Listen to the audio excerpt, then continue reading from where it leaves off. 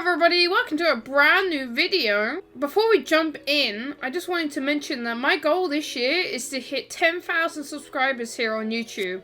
Over 50% of you who watch my videos are not subscribed. So if you'd like to help me get to 10k subs, please subscribe. And if you think you are, make sure to double check as YouTube unsubscribes you sometimes. Anyways, on to today's video. We're going to be discussing counters to the twins. So if you are new here, I'm a twins main. Hello, nice to meet you. My name is Lynxi. I have the fastest 4K in the world on twins. I've been maining them for over a year now, so I've had a lot of experience playing as them, but I'm going to be doing this video based on what people do against me and what works and what doesn't work. And I play them every day, multiple hours a day. So to jump into things, the easiest and most effective way to counter the twins is to reset, so healing as soon as possible. As you know, one of twins' biggest strengths is slugging, or as I like to call it, snowballing, so constantly applying pressure. If you heal up, this takes Victor's ability to snowball away. So say you're running Circle of Healing, we'll make it. Those perks are super strong against twins, so you want to just keep using them and trying to get as much value from them as possible. There are some situations where you don't have time to both heal, but healing at least one person before going for an unhook will open you up to our next counter, which is body blocking.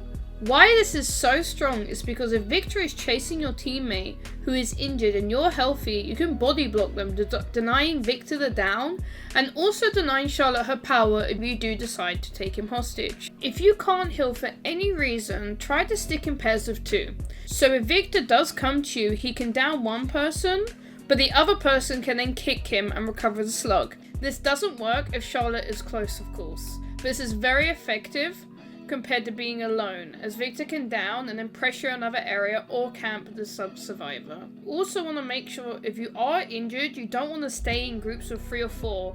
At least if you are close together, don't be too far apart, because that's how the snowball and slugging starts. You want a team to be all 4 injured and close proximity to each other so you can down, not enough time to kick, down, etc. So do make sure you're close enough to kick him. You get 5 seconds when he does down the survivor. Probably heard that an easy counter to twins is holding Victor hostage, which is half true.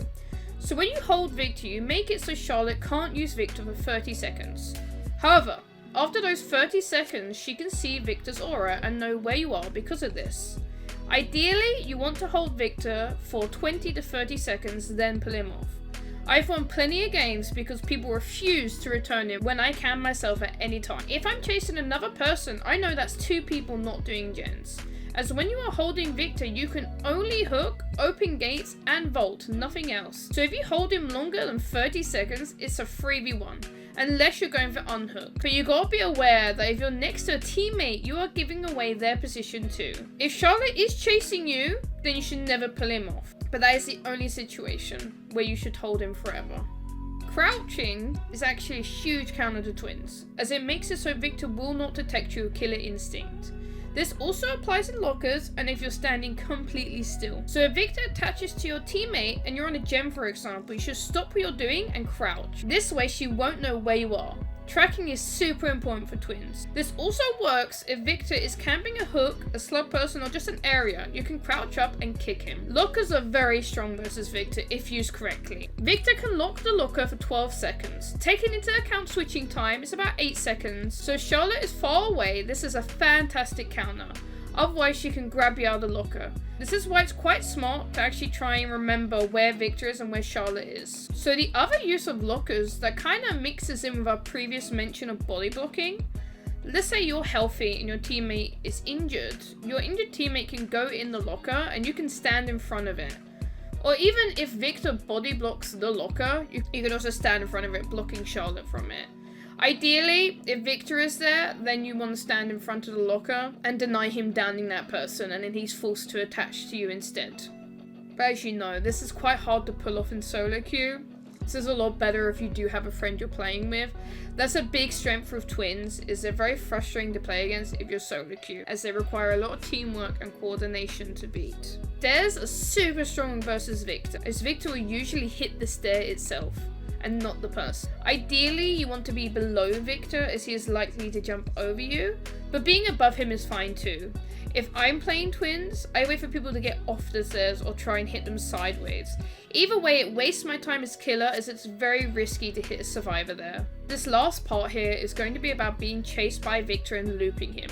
As you know, Victor is very hard to loop as he's very, very quick.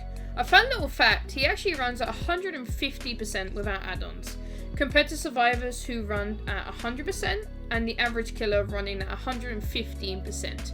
Anyways, baiting a pallet and going round again is a really good way, so you extend the loop. Or baiting windows as well, and trying to get Victor to charge up and go over the window and then running away from it. The best way to bait a pallet is if you're injured.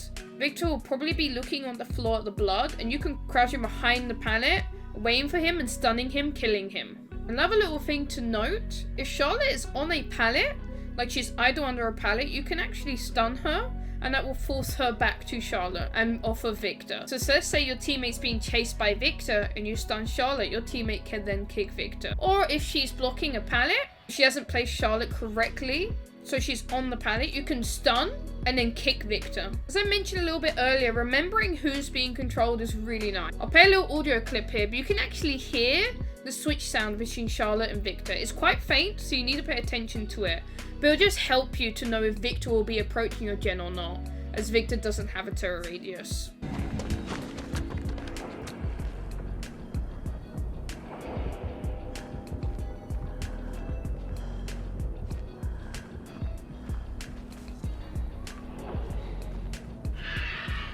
As you probably know, Dead Hard is very good against Victor.